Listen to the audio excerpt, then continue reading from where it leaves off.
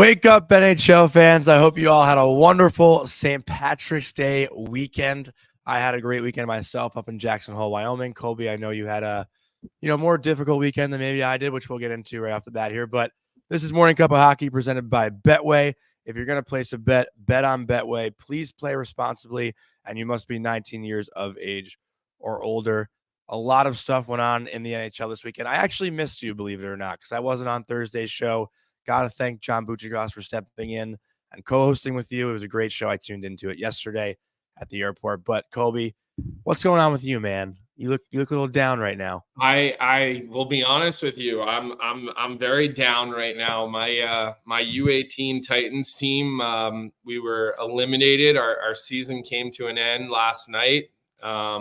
We came within a game of making nationals, which for American kids, for youth hockey, which is what it is, even though a lot of the kids are 18 years old, so it's not like they're little kids, but that's that's the goal. And we won our playoff. We kind of got out of our local area. We got into more of a regional, into more of like the regional part, and then we made it all the way to the finals for that. And then we lost this weekend, so it's a bummer. I would say it's hard to see the kids' faces like after the game, because you see the tears. A lot of these guys are going on to play junior hockey. Some of them have, Division I commitments and stuff like that, or they'll go play junior hockey, then Division I.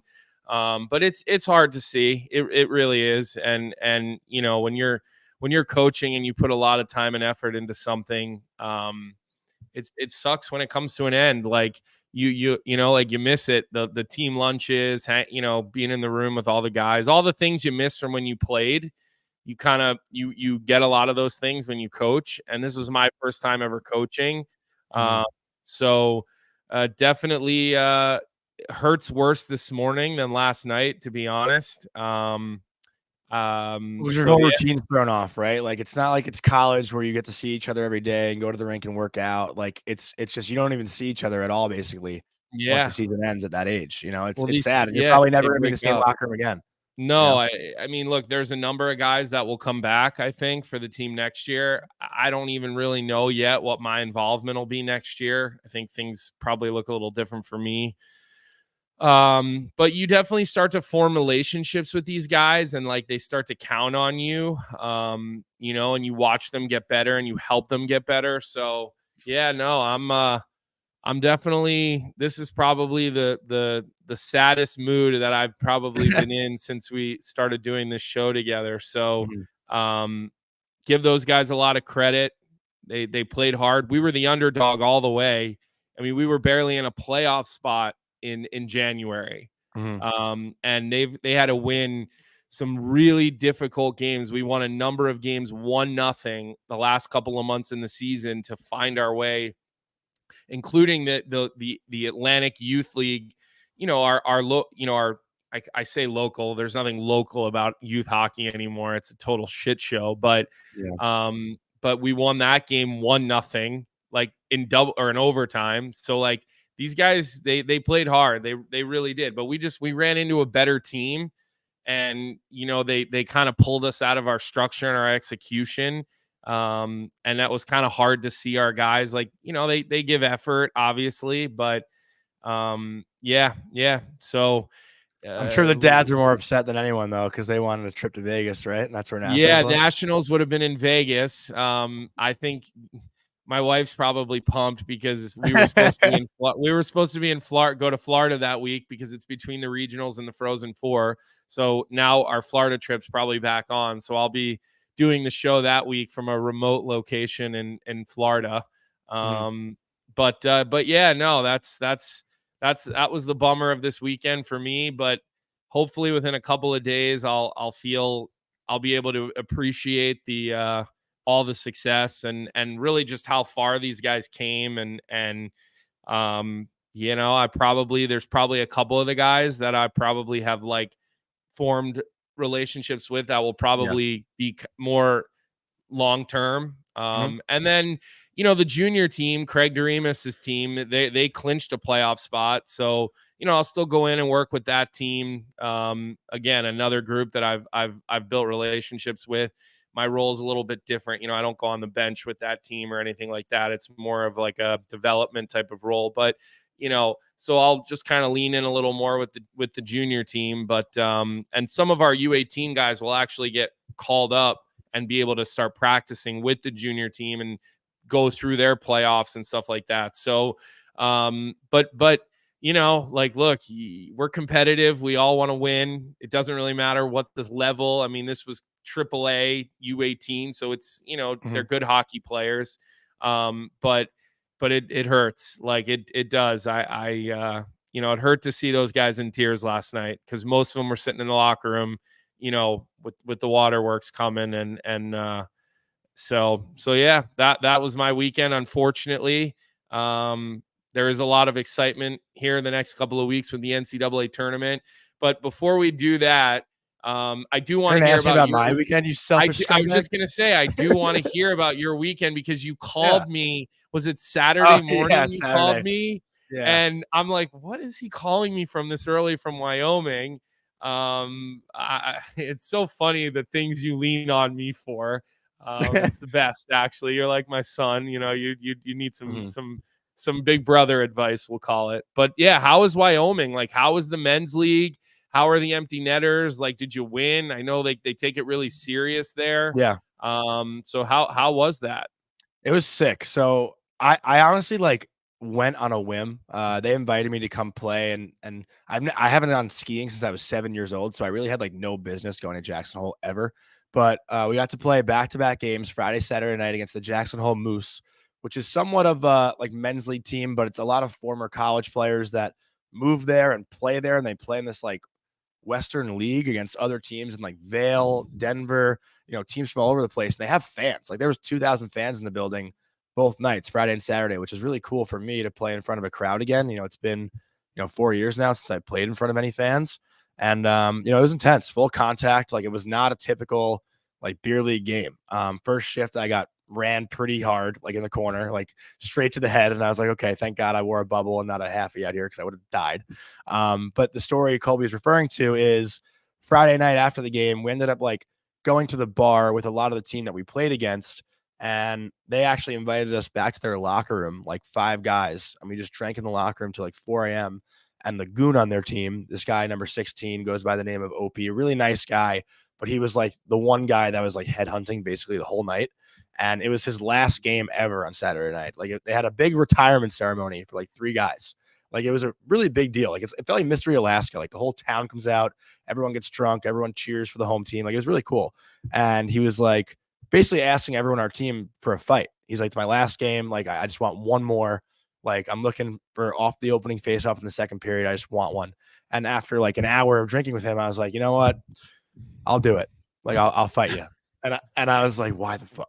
Why would I do that? I went to bed I'll tell nervous. you why. Because you like to please everybody. You're a people pleaser. But again, I was like, what business do I have fighting this guy?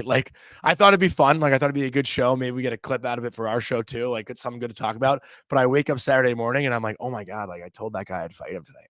I gotta figure this out. I was it's one of those, why did I say that? So I called Colby and I was like, hey, do you think this is at all a good idea? And Colby's like, why would you what? Do you want to end up in the hospital in Jackson Hole and not get home? So obviously he talked some sense into me. As soon as I got on the ice for warm up, I went right to the red line. I go up to him. I'm like, it's not happening.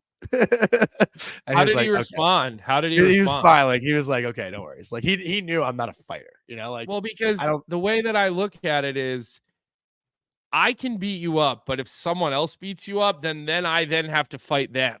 It's I can't let you get beat up by someone else, But it was my choice. I was sacrificing myself for this guy's one last but game. I had to tell you why that was a bad idea. I'm sure you have dates this week, right? So we can't.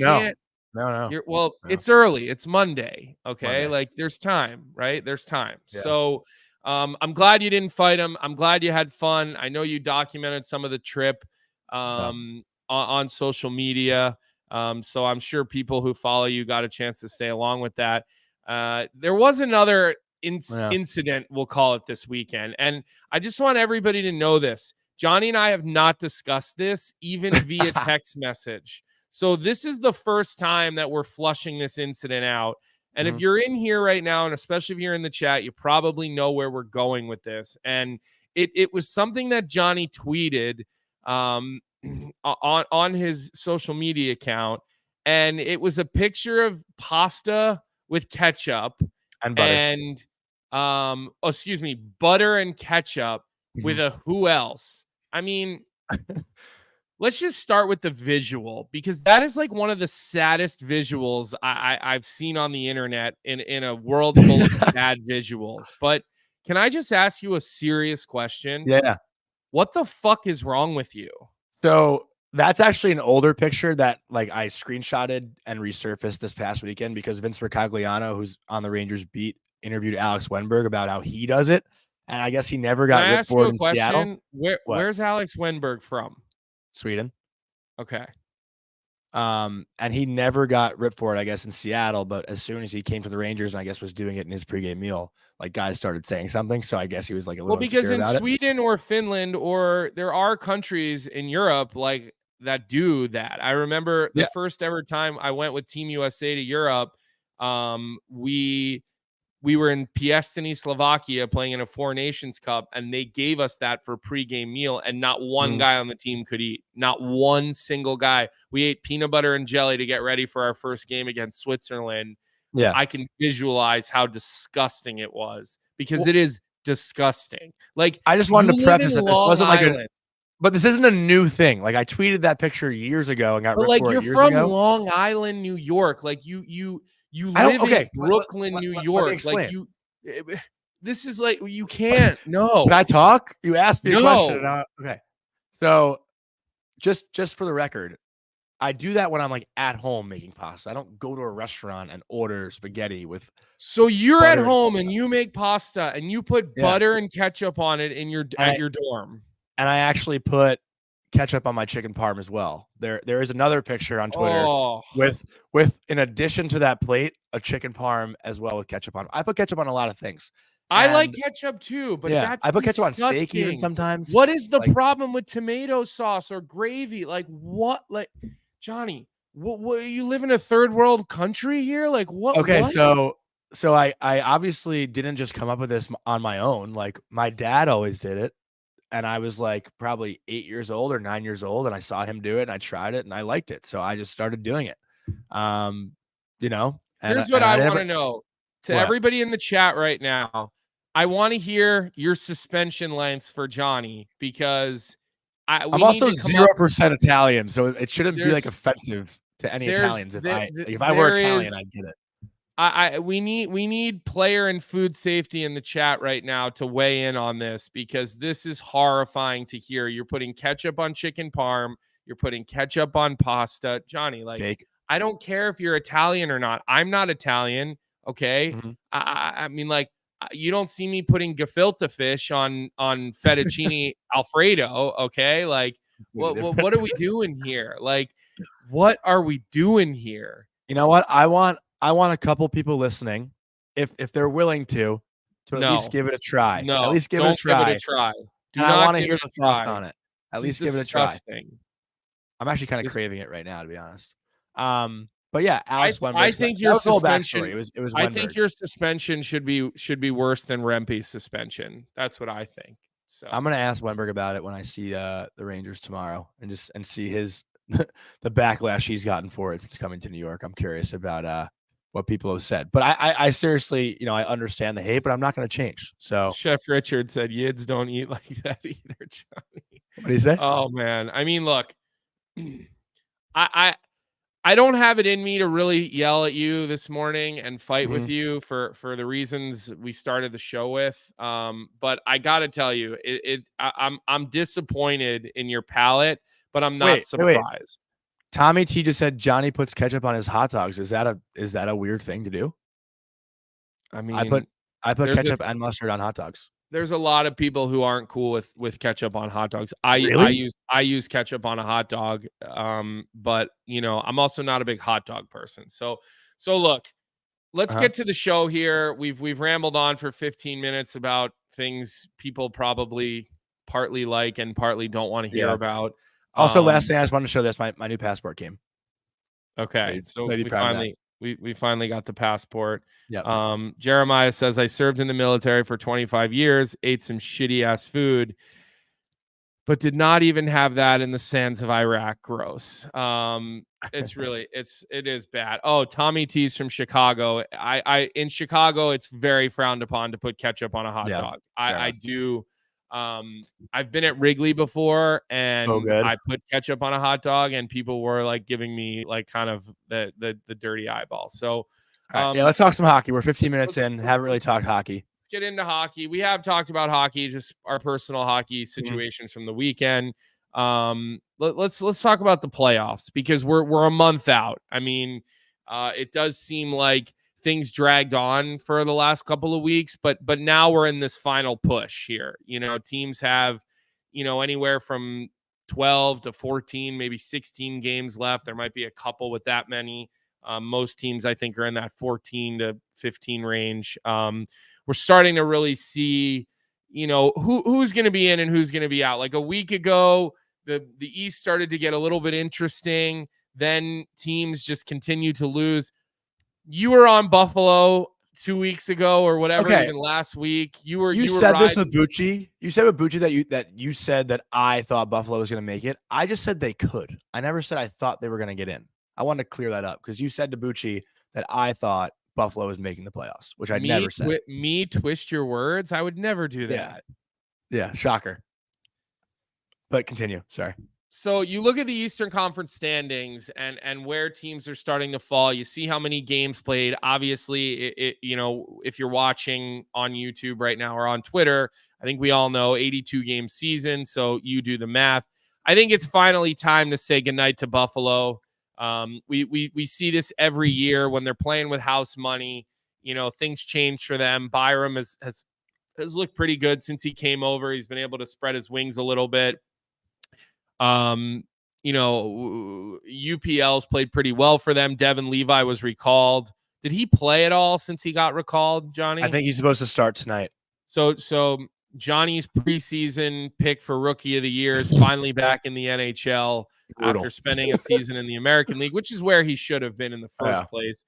Terrible management of your prospects. But it's time to say goodnight to Buffalo. It really is. And furthermore, it's time to say goodnight maybe to Detroit. Like the way that they're playing, put the standings back up if you don't mind, Vic. I know they're in a wild card spot right now, but I'm just wondering, like the way that they've been playing. Washington has two games in hand. The Islanders, they're on a little slump right now. I said say goodnight to them. That's probably not the right word, but they're limping into the playoffs if Detroit's going to make it. I mean, they've really looked poor. And they're not getting goals. Like Alex DeBrincat has like 2 or 3 5-on-5 goals in the last like 2 or 3 months. Four. Okay, so there you go. 4 5-on-5 goals. Crazy. It's not looking good. Like they're trending the wrong way right now since the trade deadline. They've been bad. They've been lifeless. They've had some really bad losses. I know they finally got a win. Was it? I know they mixed in a win here. They beat Buffalo. That was the big game. They beat Buffalo 4-1. That was huge. To keep themselves out. I mean, it's safe to say though, if they find their way in as the 8th seed, it's going to be quick. It's going to be quick for them. It really is. It's going to be quick for them. So, where do you sit on Detroit, Johnny? Like, what do you think they're? Do you think they're at the when all said and done, you find them getting into the playoffs, or do you think it's going to be Washington? I didn't have them getting in at all. I thought it was the Islanders that were going to get in. And I still do think the Islanders, despite this recent slump, can find a way in. And why do you think that? Because they're not. What confidence are they inspiring in you to think that? I mean, you watched the game against the Rangers and then their last couple of efforts. I mean, they've been lifeless, no energy. Patrick Waugh came out and said it after the game against New York. The night before, he called it unacceptable. Like, what about the Islanders is inspiring confidence that they're going to get in? to the playoffs. Well, it was the stretch before this losing streak. That 6 straight games they won. They looked good. Their power play was clicking. Barzal and Horvat were clicking. Horvat's still scoring goals, but a big part of it too is the inconsistency with Sorokin. He hasn't been this, Vezina caliber goalie that we've gotten used to seeing over the past 2 seasons. Like, he was bailing the Islanders out, stealing wins. Even guys on defense, like I feel like Adam Pelech has had, a pretty down year. He was a guy that, people were talking about Pelech being one of the most underrated defensive defensemen in the entire NHL. And this year he hasn't really, stepped up and exceeded those expectations. I think he's had Pulick a little bit of a step back. Pulick did not play well against the Rangers yesterday. Mm-hmm. I mean, not many did, to be honest. The Rangers dominated the entire game. But you're not used to seeing Pulick turn the puck over and be careless with the puck. Like, those guys they're solid defensemen. They make good, simple, hard plays generally. I'm not this year as much, but like, I noticed Pulick getting caught on the wrong side of turnovers and then body position and getting beat back to the net.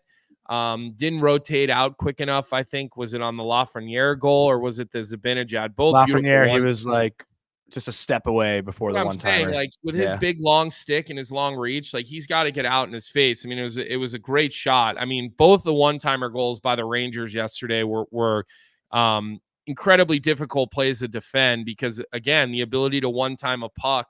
It was Zibanejad first with an absolute missile. I know Lafreniere's was a little bit closer towards the net, but again, it was a great shot. I mean, it was, you got to, give credit where credit's due. I know you were celebrating his 19th goal of the season. Maybe he'll get to 20. I'm sure he'll get 20.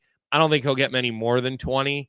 But I know for you've set the bar so low with that guy that 20 goals and 25 assists gets you a little excited. Let's talk about Washington a little bit. Well, yeah, I wanted to say, I've been counting them out probably since the first day of the season. And, it's incredible to think that a team that has a minus 30 goal differential is now 1 point outside the playoffs. They have a big game tonight against the Calgary Flames. They've gotten great goaltending. Maybe they're playing inspired hockey because of Ovechkin. He stepped up his game a little bit as of late. He's up to he's one off getting 20. I think Ovi finishes the season with maybe 20, maybe not 25, maybe 23, 24 goals. I mean, if he gets 25, he gets 6 in the last 14 games. That'll mean they make the playoffs probably. But let me go through a little bit of. I was looking at their schedule. Here's the only thing that makes me nervous about Washington, and I'd like to see Washington get in. I it's good business to see Alexander Ovechkin in the postseason. Okay. But so they beat Vancouver, who has trended the wrong way since probably the last 6 weeks. Right. They beat Seattle, a non-playoff team, again, 2-1. And then they got killed by Edmonton 7-2. They got beat up 3-0 by Winnipeg. They beat Chicago 4-1 and they beat Pittsburgh 6-0. Okay. So they're not beating playoff teams for the most part. They lost to Detroit 8-3 like the week before that, which is concerning. And then listen to their schedule moving forward. Calgary, not a playoff team, but then Toronto, Carolina, Winnipeg, Detroit, Toronto, Boston. So that's Washington's next 1, 2, 3, 4, 5, 7 games, one non-playoff team in Calgary. So they have to beat Calgary because it gets to be an absolute gauntlet for the next couple of weeks with Toronto, Calgary, Winnipeg, Detroit, Toronto, Boston.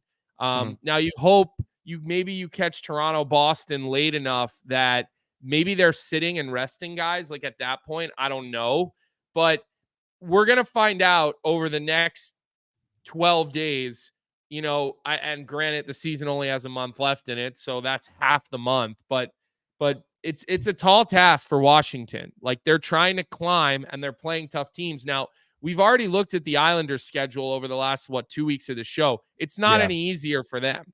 And it's not any easier for Philly. For Philly's anyone. schedule's For miserable. anyone. Right. Yeah. I feel like it's really divisional games like the rest of the way. And now teams are playing like every other day. We talked about it a little bit last week over text. Like, these teams, I think, I was looking at the Rangers specifically, but they have like 8 games in the next 15 days, Yeah. or at least once April starts, I think, So actually. you Something like that. wonder, like, does a team like the Rangers or the Bruins that's really comfortable up there, like, do you find a night off for David Pastrnak? Do you find a night off for Charlie McAvoy? Like maybe that's a conversation that teams have to start thinking about. And you just kind of wonder the teams that are pushing like Washington or Philly. I mean, look, Philly is hanging on for dear life. I mean, talk about life support with the Philadelphia Flyers, because that is the way to describe what's going on with them. And all I would say is look at the standings right now, and Vic, maybe you can flash them up again. You basically need to go 500 for if you're in a playoff spot right now, other than Tampa, who I have zero concern about. But let's say Philly, Detroit, Washington, or really even Philly and Detroit. If Philly and Detroit can go 500 the rest of the way, they get it. Washington and New York are the two teams that like they're going to have to go and win. They're going to have to reel off 3 out of every 4. They're going to have to win 5 of 7, stuff like that if they want to push in. And none of those teams seem to be good enough to do that, Johnny. They just don't. I also actually, now that you mentioned the Flyers' tough schedule coming up, their next 5 is the gauntlet. It's brutal. Yeah, they're home against Toronto, in Carolina, home versus Boston, home versus Florida, and then against the Rangers on the road. That's horrible. It's tough. way. I mean, but we just read Washington's schedule. They've got 2 against Toronto. They've got Winnipeg. They got Carolina, and they got Boston. I mean, maybe I'd rather the Flyers schedule, because at least with Toronto, they might take a night off. Like you never know with that group if they're going to take a night off. So. But I will say this. I've never been more nervous about the Flyers and our bet. You can take the standings down now, Vic. I've never been more nervous about our bet because, again, they're hanging on for dear life and life support. But it just does make me feel good that they are sitting in that spot right now, and you just need to be 500, right? And if you can find a way to be 500, you're finding your way in. This is a good reason, Johnny, why playoff maybe we have enough teams in the playoffs. Like there's enough teams that are limping in the East that it's not a really pretty picture right now for those last groups of teams. It's really not. So like, let's say you expand that even more. Well, now it's like more teams are limping in. Like I think this is a really good wake up call for people that are thinking we need more teams in the playoffs. But you look at the bottom of the Eastern Conference races right now, and do we really want to put more teams in the playoffs? I would say no. And let me ask you this, actually, because I think it's been a conversation with a couple different teams. Like I've seen, I think I heard the Chicklets guys talking about Edmonton, and I know I've seen Ranger fans talking about, the Rangers. If you're a team that's like going for first place in the division, but you think you have a better matchup if you finish in second, what are your thoughts on that? Because I know right now there's conversations about like Edmonton playing Vegas instead of playing LA if they don't win the division or something like that, with the way the standings line up. And the Rangers right now, if they finish first, they'd play Tampa, and people want to avoid Tampa. So why not just drop back to second and play against the Flyers, who are, limping into the playoffs? What are your thoughts on, not necessarily throwing games, but maybe losing a game to give yourself a better opponent in the How do you lose a game? I think it's the dumbest thing ever. Like, I think you play the game. How would you even do that? How do you by just like sitting guys or whatever? Like, I think we've seen it in the past where I can't remember what team specifically, but I feel like I remember a team sitting players like in the last 2 games or something, and then ended up getting their better playoff matchup. I'm sure someone in the chat would remember who I'm talking about, because I can't think of it right now off the top of my head, but I remember there being a big discussion about this as well. And I think it's typical in other sports to do it too. I'm pretty sure NFL teams, have done that with wild cards and buys and all that stuff. Well, too. But I think in the NFL, everybody wants that buy. Yeah. But look, I think that for if you have a horse, a guy, like if you have Charlie McAvoy, whose average is over 25 minutes a night, I think getting him a couple of double rest days strategically, day off from practice, not play the next night, I think that's probably smart business. Like, but I just don't think you can be that concerned with your matchup. Like, I agree. if you're the New York Rangers and you have Stanley Cup aspirations, like, you're gonna have to beat good teams. So I mean, look, no one should want to play Tampa in the first round. No one. But one of the top 2 seeds is probably playing Tampa in the first round, like, unless something crazy changes, right? So someone is playing Tampa unless they catch Toronto. Like, are they going to catch Toronto? Probably I not. don't think they will. No, but they're not going to. Toronto's playing pretty good. So, you also want to go into the playoffs feeling good about yourselves. So you're obviously not throwing. I hate that word, throwing. I didn't like that word either, but you know what I mean. Find time to give big minute guys a rest, and on Carolina, like, who does anybody play 20? I think they're a little more by committee. I mean, Brady Shea's ice is probably a lot. Brent Burns so too. I think a team like I think Adam Fox, maybe you find him a day off, a couple of extra days off, couple of maintenance days. Maybe they're now down 2 defensemen already. Lindgren got hurt yesterday. Trouba's out. Like, what did they say about that Lindgren issue? Like, did they provide an update? There was no update, I'm sure, with him because it's a little like it's a regular occurrence where he's hurt. And sometimes he looks like he died, and then like it's like he'll be back in like 4 days. You know what I mean? Like, he takes brutal hits and has pretty bad luck with the injuries.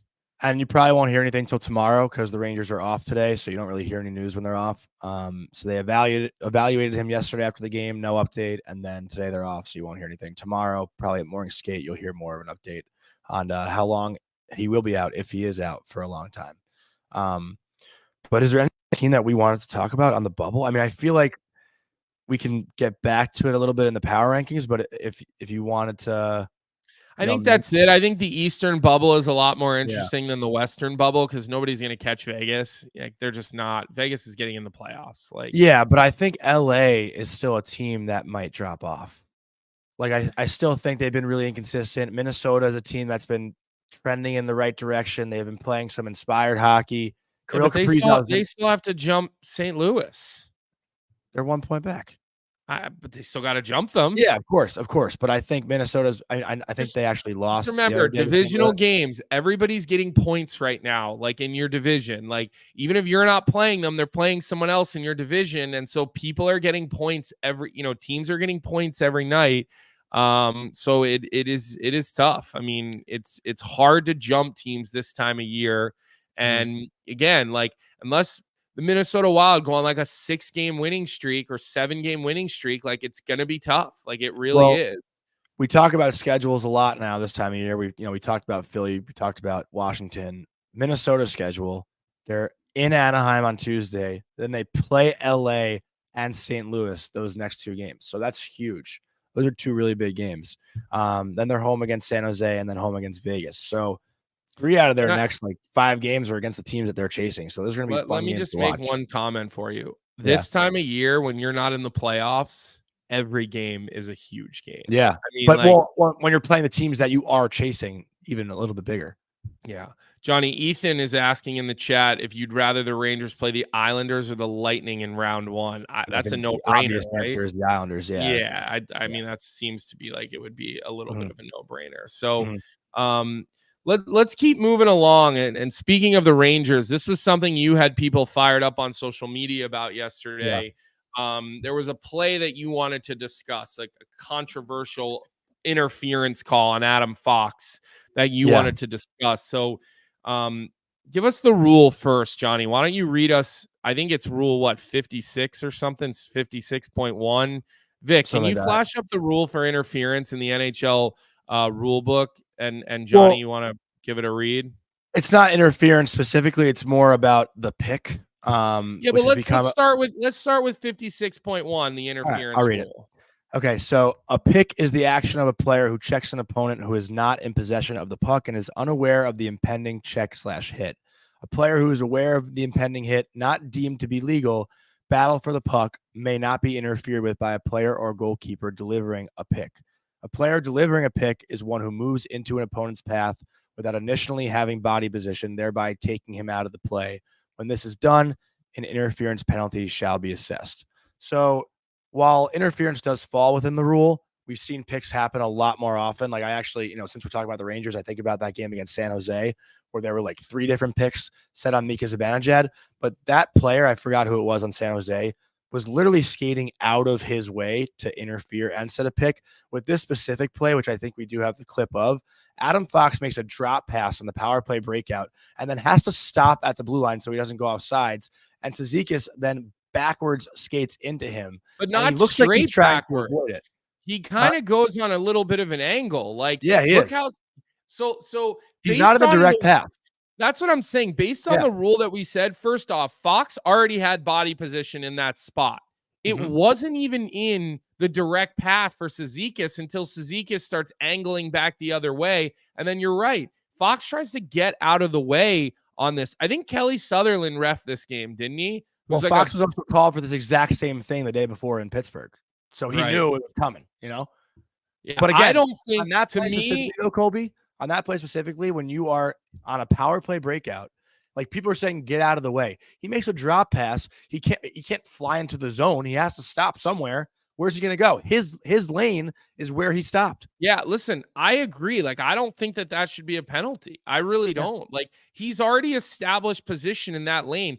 I think Cizikas probably ran into him on purpose. I think as a defenseman, when I would be killing a penalty, if there was a cherry picker like that, or a guy hanging on the blue line, I would either try to back up into him hard enough to push him off sides, or I would, try to run into him to get a call, right? But I think this was the wrong call. Based on how that rule reads and based on the way that this happened, like, I don't think that was a good call. Like, it's not like he just got in his way and set a hard pick. Like, he makes the drop pass. He goes to his spot. He's waiting. Like, Cizikas, I do believe Cizikas knew exactly what he was doing there. Like, I think Cizikas completely played into that and got the call. As he should have. As he should have. Yeah. But, I'm just curious. Like, I wonder how Kelly Sutherland, like, when he watches that back, like, is that one he's like, yeah, I want that one back. Because I don't think that should have been a penalty. I really don't. And I think it was a soft call. I didn't see the one the night before. Yeah. But I didn't like that call whatsoever. And I just think that that's obviously something maybe that needs to become an emphasis and something like these officials and these refs need to talk about. But I don't like that call whatsoever. But it's also happening around the league. Like, we see it, and especially on the power play breakouts, like at the blue line, where a defending player will skate into the offensive player, because what is the offensive player supposed to do there, though?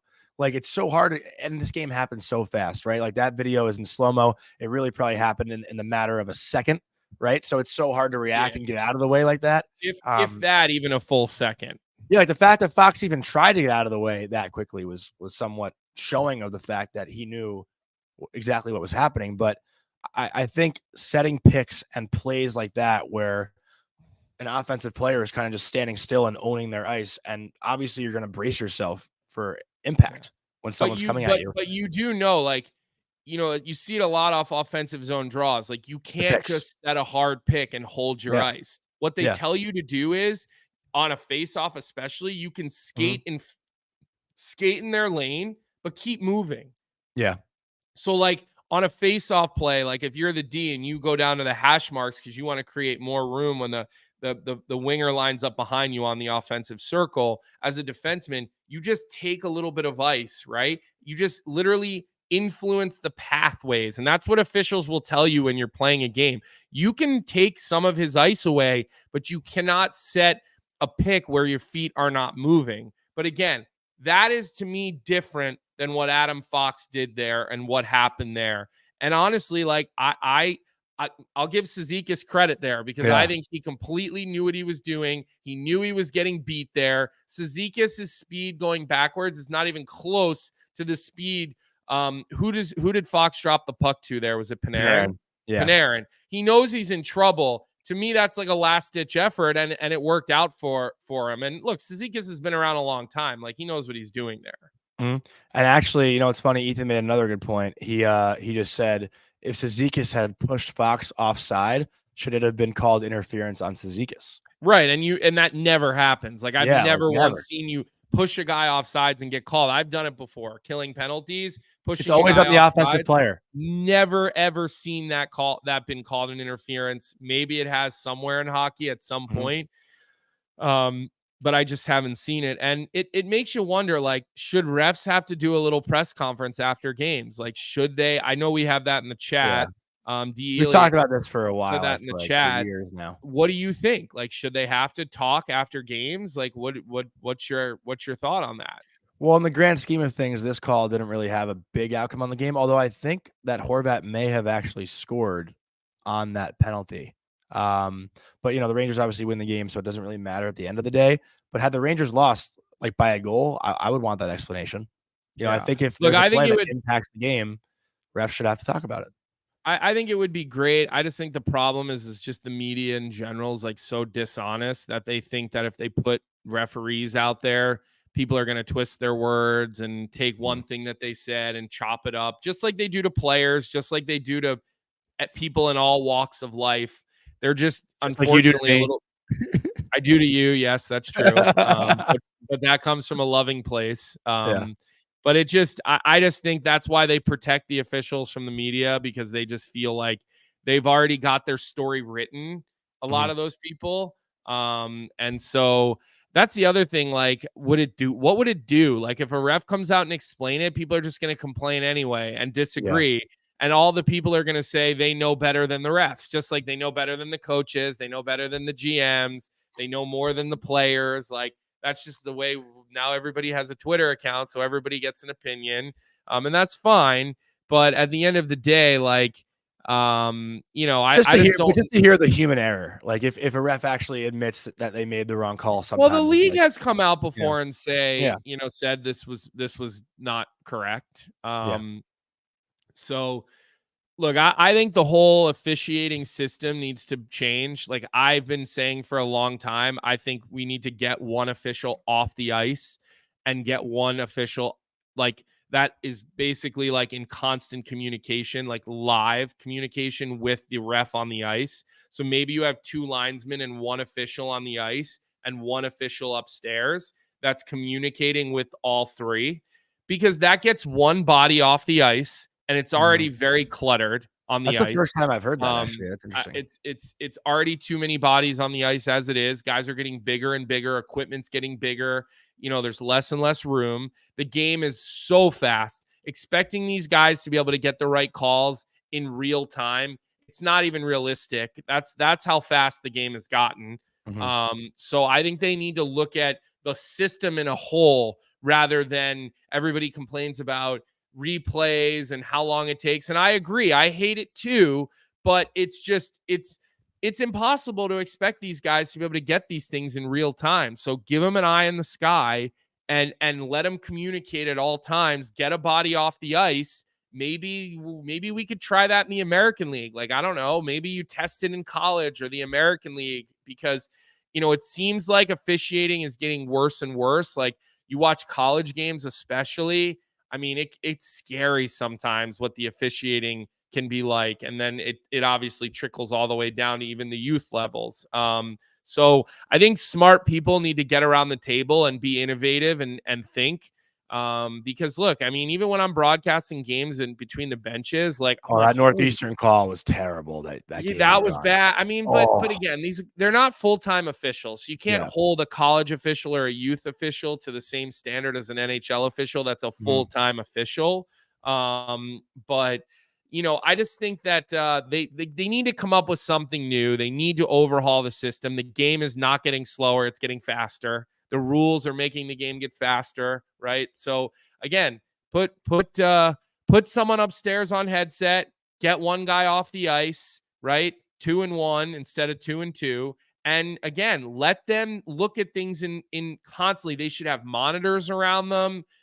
They could already be reviewing things. It could cut down on review times when the refs have to go in for offsides, whatever it may be. Like, I think that could potentially solve a lot of people's gripes with the way that all works.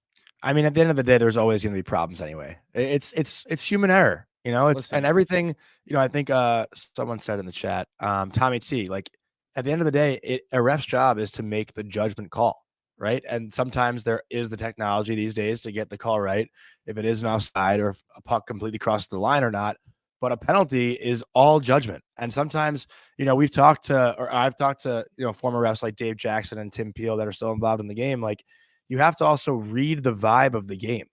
And anytime an official, maybe sees a call, but thinks the I guess impact on the game would be too much and it's not enough of a penalty to call it, like that's something that they have to make. You have to read the vibe, and that's a difficult job to have because you're also, when is there ever a time where you hear after a hockey game, oh, that was a great game from the officials? Like no matter what, it's never a conversation. I ever. mean, I would sort of disagree with that because I would just tell you this. I can't remember last time I heard there was great officiating in today's game. But I'm the first one when I'm doing a broadcast to call out good non-calls or good job putting the whistles away or like watch the NCAA tournament, right? This year. I'll be the first one to jump down a ref's throat, but I'll be the first one to compliment them when they don't call a guy who tried to dive, or they kept their whistles away, or they let the players sort it out. So I try to be super fair because I definitely point out what I don't like. So I do always try to point out what I do like. I want to address, we have somebody who's a new watcher listener today, Jen, and she's been chiming in the chat about the calls that have been extremely bad for everyone this season. Jen, I think the reality is that it's just consistency is what we're all looking for. And I think on a game-to-game basis, I think that's what people mostly get frustrated and gripe about. And what I would say is the better technology gets, the faster these players can skate, the better and the bigger and the stronger they get via nutrition and training and this and that. But I would say this is probably how it's going to be. The game is so fast, right? And that's where I agree with you, Jen, but that's why I think we need a new strategy here. We're not the only sport dealing with it. No. The NFL, the officiating gets more press than the players do at this time, and it's probably some of the same type of thing where that game is just getting so fast and these guys are moving so fast that it's hard to make these calls in real time. So I think that's all we got on that for now, right? For now, yeah. I'm sure there'll be more topics to address with the officiating as we move along, but we do want to get into our power rankings because we haven't done it since pre-trade deadline. February 20th. It's been almost a full month. It was kind of difficult for me right now to do this, Johnny, because I just didn't. I felt like teams that were even playing well, like this was a harder one for me than it usually is. It wasn't as clear. I went back and forth. I had 3 teams that I didn't put in that I wrote about, and I think all maybe should be in. So why don't we throw the power rankings up, Johnny, and I'll let you go first. And again, we should preface that Colby and I don't discuss this with each other. We just send it to Vic separately and find out on the show what we have. So this is actually pretty wild that we're lined up exactly the same until that 5th team. And I actually texted Vic last night. So I texted him before I flew from Wyoming to New York with my 5 teams. And I had the Oilers in that. I think I actually had them in the 4th spot. And I may have had Carolina in the 5th spot. And then after I landed, I was like, how am I not going to have Nashville in there? They've been the hottest team in the NHL over the last 2 months, which they have. They have. Like, how could you not have them in there? No, and listen, I have them written down on my notes here with Boston, Dallas, and Nashville. They're all. You don't have Winnipeg in there either. I had like Winnipeg and Minnesota as like, maybe I got to put them in there. They're all teams that I thought about for that 5th spot where I put Edmonton. And it's just hard. Like Connor McDavid just sucks me back in, and you see Skinner. Look, they're 7-2-1 Edmonton in their last 10. They had that game against Colorado that looked like it could be a Western Conference final preview. And yeah, Colorado wins that game in overtime, but they get the point. But let me ask you one thing. Because you'd be critical of me, I feel like, in this position. Those 2 losses, you said 7-2-1, right? So that one overtime loss is against Colorado. The other extra point loss against Buffalo, and the other one where they were was against terrible. Columbus. Remember that was the game where they left the ice and then they came back. They lost that game twice. Yep. Twice. They lost to Columbus and Buffalo in back-to-back games, and you still have them in your top 5. That's kind of I don't know, Colby.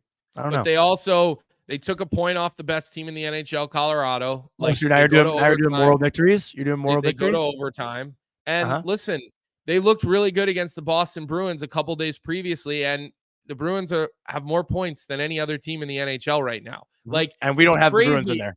Neither of us have them in there. I know. I have the Bruins and Dallas as kind of my first 2/3 out with Nashville.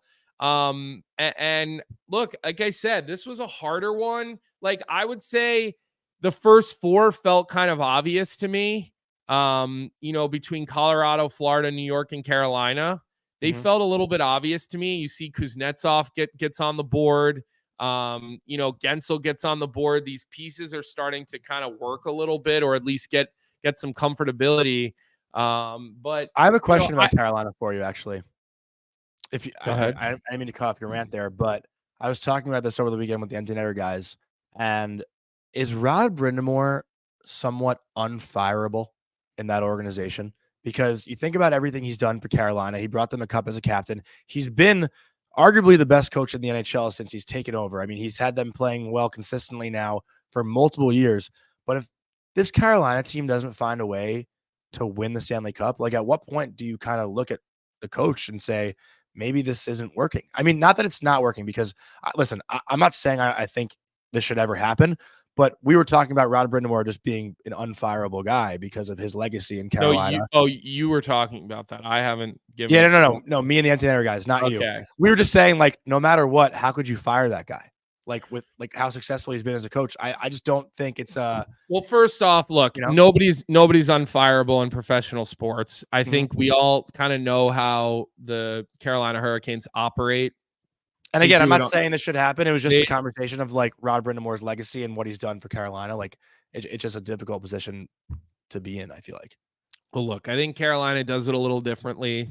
They don't spend, right? Like, you don't see them giving out big contract extensions and then firing people. Like, their owner is not paying 3 coaches and 2 GMs, and, like, there's not a ton of changing of the guard there in Carolina. It's kind of like Columbus in that regard, although they've had a bunch of new coaches, but, like, they kept Kekalainen for a long time of average hockey, and they're never going to fire John Davidson. He left, and then as soon as he got fired, came right back. But I don't think anybody's unfireable, but I think it is important to really point out what Rod Brind'Amour has done and sort of the machine that he's created. I think Rod's one of those guys that, just commands the ultimate amount of respect from players, because not only did Rod play, but he played at a time where the current players saw him play. And I think that's a pretty important distinction for guys.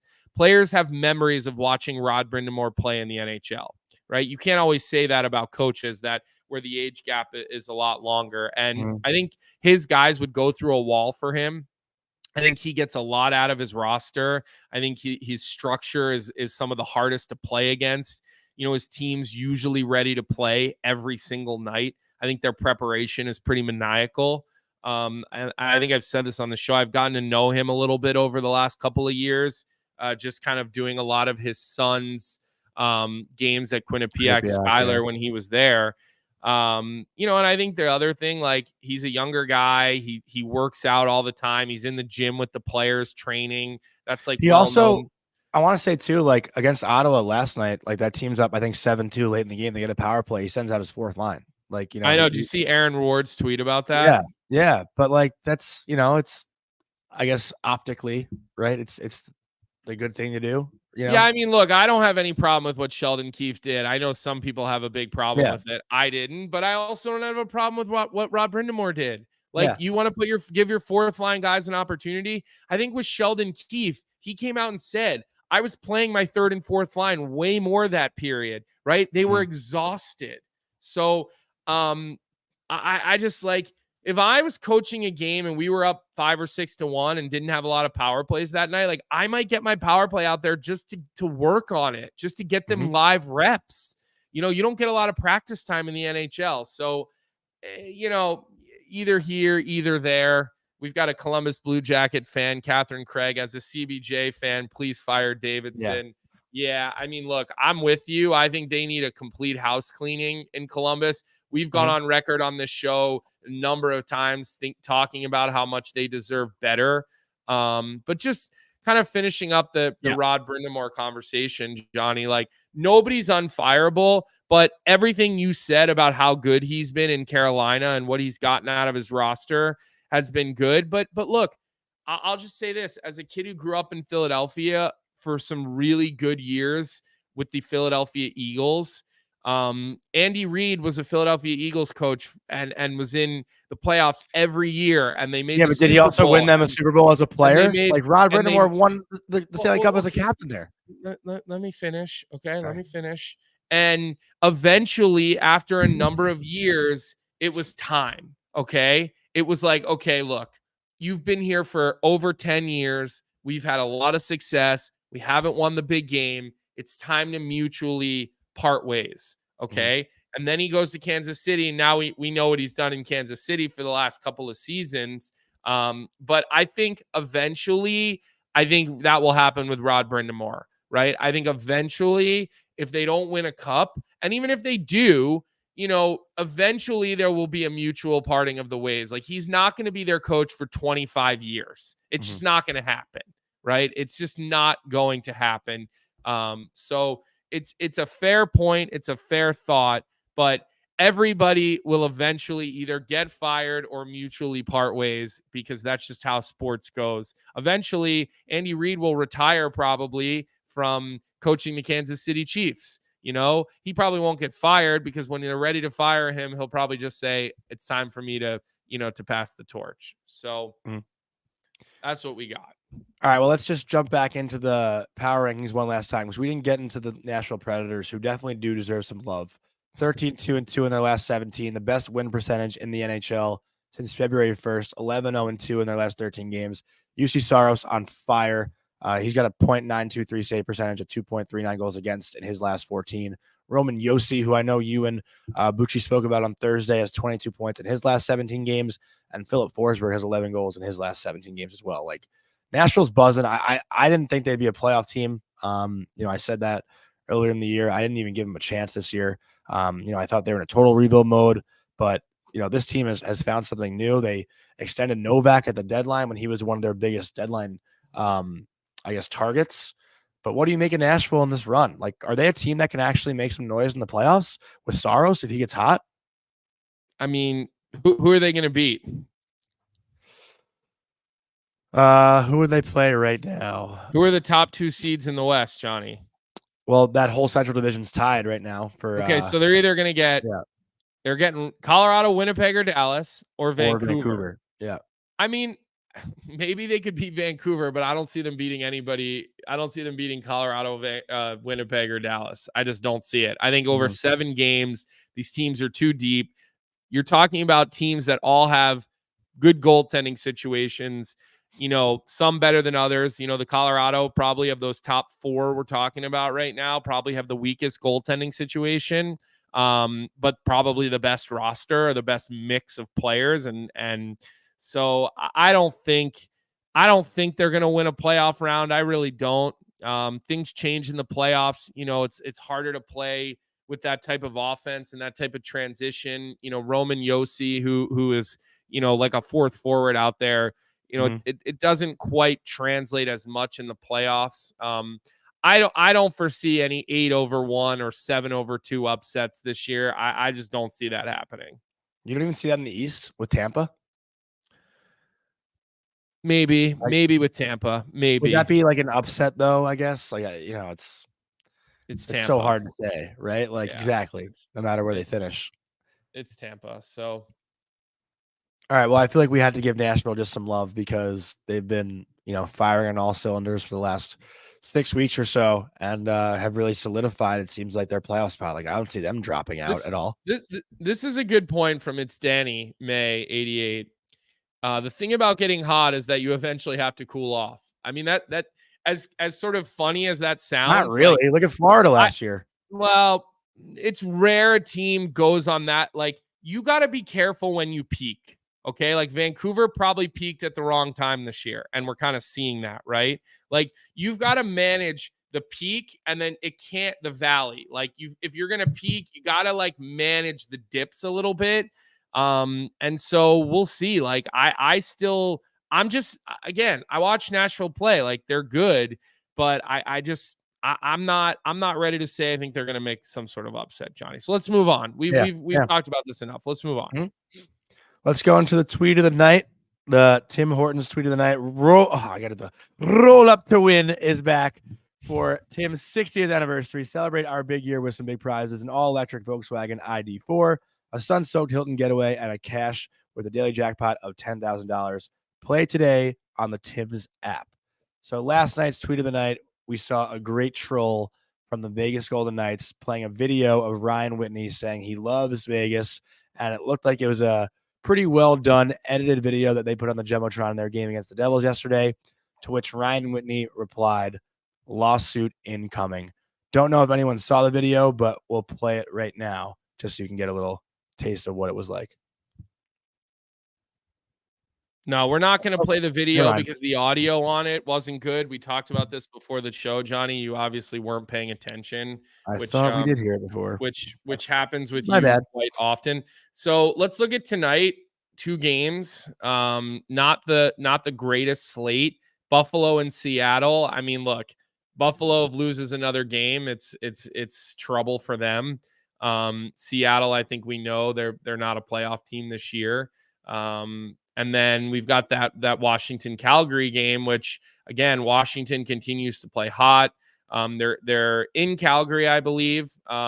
So that's an important game. Clearly, let's see if Ovi can continue to score and get into that 20-goal mark and pass your boy on the New York Rangers. So speaking of that Washington-Calgary game, that's going to be our Betway bet of the day. And with Betway, you can get a free bet of up to $200 if your first bet loses. Create a new account. There's a QR code on the screen, so use your cell phone, scan that QR code, and you can redeem your bonus. And just remember, if you place a bet and it loses, they will refund you up to $200, which you can then use to try to make your money back, continue to bet on games.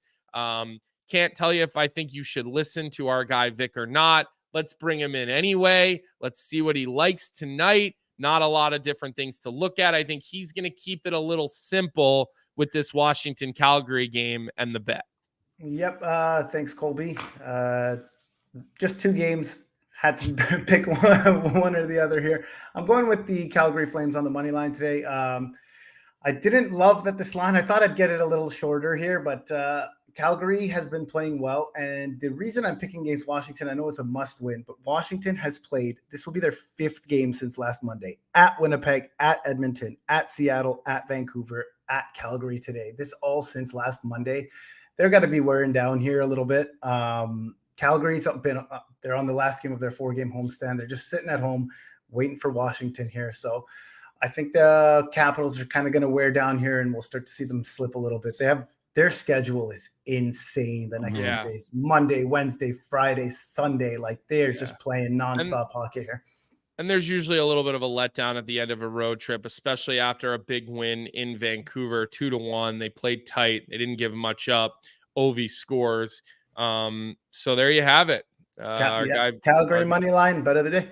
Calgary money line, our Betway bet of the day. And like I said, they're willing to give you a free $200 if you lose, right? So you can't really go wrong. And just to remind you that this offer is only available outside of Ontario. We started with inside only. Now we move to outside only. Take the $200 bet. If you're going to bet, get on Betway. Take that opportunity. You could probably fade Vic. You could probably make some money. And I think everybody likes to make money, don't they, Johnny? Yes, they do. Yes, they do. And, like Vic said, only 2 games on tonight, so not too many options to pick from. So I do like that play from Vic. Also, Washington. Jeremiah says, veteran teams win on the road. I'll take my plus 120. Watch out, buddy. Well, also the Caps have only scored 6 goals in these 4 road games, so their offense isn't really firing. And you look at Jacob Markstrom in net, so it's going to be a tough task for Washington on the road tonight too. So I actually do like that play from Vic, but still getting ketchup on pasta comments too. People are still because it's disgusting about that. Well, Everyone's Pete's the showing up sports late. guy. He missed the beginning of the show, so he didn't hear us talking about it. We'll see. We'll see what we do with Jonny on that. There will be some sort of repercussions. We don't know what, but there will be some sort of repercussions. Oh, is the fade, Vic. I love plus money. Always the fade, Vic. So there you go. Jeremiah, you got Jeremiah putting his wisdom in the chat. We've got Vic coming on the show. I don't know if you'd call it wisdom or not, but certainly making a pick. So thanks to our partners at Betway for that. We love our Betway bet of the day.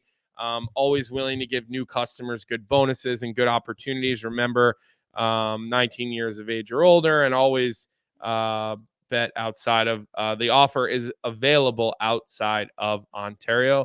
I think that's all we got for today, Jonny. Yeah. I think we kind of got into a number of things. We'll reconvene a little bit later tonight when we talk about the show tomorrow. Mm-hmm. There isn't a lot of games tonight, so if there's things you guys want to hear about and want to talk about tomorrow, you can hit Jonny on Twitter in the DMs, or you can just reply to either of our tweets. Like I said, I don't really check the DMs very often.